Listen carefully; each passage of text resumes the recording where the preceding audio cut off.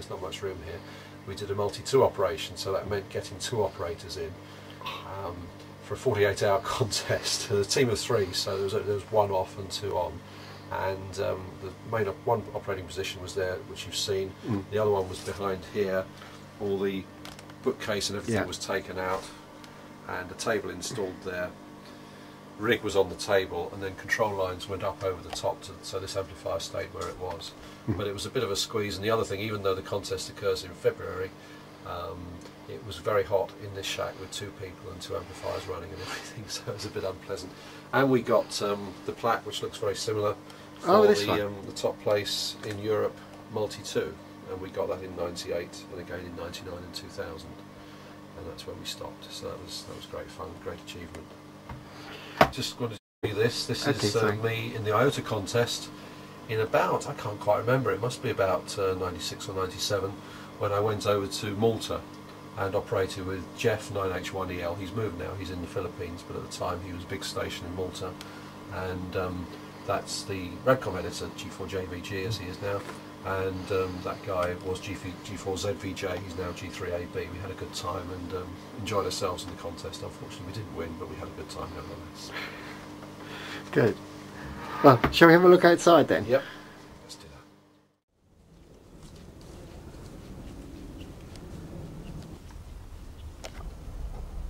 that. Right, this is my main antenna tower, and it's a nominal 80-foot Strumec, 4-section heavy duty. The antenna on top is a Tenadyne T8 log periodic, which is not the antenna I've had for most of my operating time. I usually had monobanders on there for 20 metres immediately above the rotator, and then 10 metres and then 15 metres, so there's about a 10-foot mast there.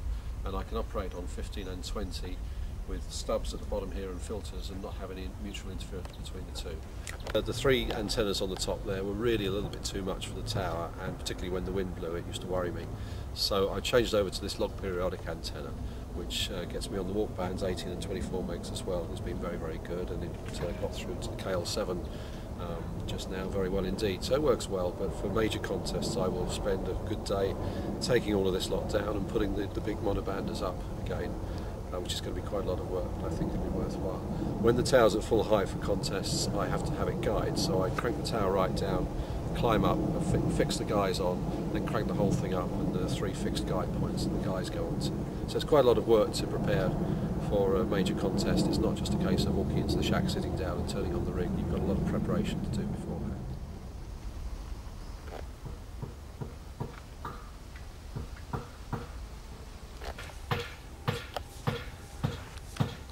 Yeah, this box here is called a 6-pack. It's made in the States, and it means you can only need to have 2 coaxes going all the way back down to the house, which is something over 150 foot by the time you got down to the house, up the back wall, through the loft and down into the shack at the front. So we've just got 2 coaxes, but this has got 6 sockets, so you can have your antennas for 10, 15, 20, 40, 80 and 160, and it'll switch any one of them to either of the 2 coaxes. Is that done with phantom signalling then, down the coax? Well, no, you've got a control cable as well. This grey cable, which is a bit tight because I didn't leave quite enough control cable, so that controls it, and there's a little switch box between the 2 radios in the shack that selects a particular band on a particular coax.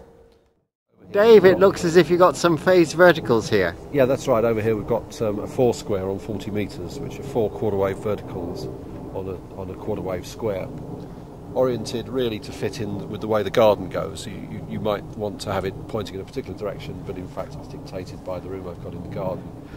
They should have full-size radials, but I wouldn't have been able to fit them in, so the longest radials on each vertical are 20 foot. I've got 8 20-foot radials and 16 10-foot radials on each vertical, all now under the grass, and a switch box in the centre so you can control which way it fires, north, south, east or west. Okay. This is the base of one of the verticals. That's right. I'm just pulling back the grass to show Paul the. I keep this well cut when I'm going to be using the system seriously. But there's the ring there with all the radials soldered to them. Oh, good. And then the coax is also buried, going underneath the radial for safety, to the centre where the control box is. So that ring, that grey ring, is the insulator, is it? No, that's That's tin copper. Yes, And no, it's one. that is that a plastic ring? This plastic ring here is part of a plumbing fitting, Yes. which I just use as the insulator. But the whole thing is mounted in a there's concrete block there. We have sandstone about 18 inches down, but the concrete block goes down to that old scaffold tube mounted in there, and then it's quite easy to remove.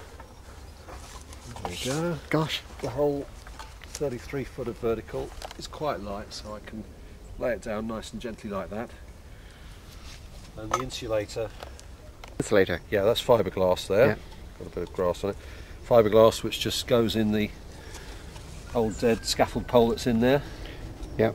And then the base section of each vertical is made of scaffold, just slips over the top, so it works quite well. The top half is actually metal coated fiberglass. Yeah, we're about 15 or 20 miles out from Gatwick. My wife works at Gatwick, but we do unfortunately get the planes going right overhead quite often. A friend, G4FJW, rescued a whole lot of these, Yeah. and they are telescopic. You have to pull them out and just held by friction, metal coated, so they make a continuous conductor there. But unfortunately, this bayonet fitting here, I found had gone high resistance, so I've had to bridge it with some wires to make sure it's continuous. And it's in need of a bit of a renovation ahead of the contest season at the end of this year. Well, this is the stockpile of aluminium. Yeah, these are tubes, scaffold tubes that we've used for various Cray Valley events and other events, field days and so forth. And I've got some steel scaffold as well. These are the elements of the monobanders that I had up on the tower, Right. and they're all stowed here for the time being. But assuming I do put those back up for November, then they'll all have to be brought out. The booms are over there. Put the beams together again and put them up on the tower, which is quite a lot of work. Hey, can you tell us about this other mast that you got over there? What's the history on that? There is a long story, but to put it quite quickly, the chap who used to live in our house was G3NPU. So when we came, the neighbours knew all about ham radio and TVI and things, and he had the wooden mast, which is about a 30-foot post office type mast, which he'd put in the ground years ago. And at one point he had a gem quad on top of that. Well, I've just used it, I've extended it with the metal mast above that. So it goes up to about 52 foot, and the metal mast has a wire on the bottom, so the whole lot is fed, and there's a wire coming off the top. The whole lot is fed as an inverted L on top band. And there are a number of radials going underneath the grass in various directions along the fence, and also quite a few across the garden here. And then the second wire on there is an 80-metre inverted L, and that's only up at about 48 feet. With the L section sloping down towards the garage. Dave, what's this three element that we got here? Well, this is the club's beam. This is the Cray Valley beam, which I think Owen has been storing for a while, and they asked me to check it out.